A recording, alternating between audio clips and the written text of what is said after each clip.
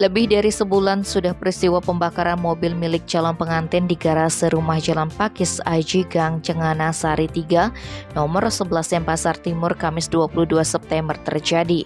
Namun hingga kini pelaku yang diduga berjumlah 4 orang belum juga terungkap. Kapolsek dan tim Kompol Nengas Sudiarte yang dikonfirmasi mengenai perkembangan kasus tersebut mengatakan unit reskrim Polsek dan tim sampai saat ini masih melakukan penyelidikan.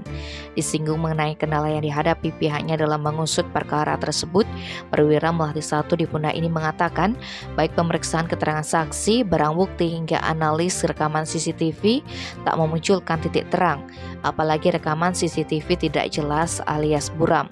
Diberitakan sebelumnya sejumlah orang tak dikenal diduga sengaja membakar mobil milik wanita bernama Intan Permata 26 tahun yang terparkir di garase rumahnya di Jalan Pakis Aji Gang Cengana Sari 3 nomor 11 Dentim.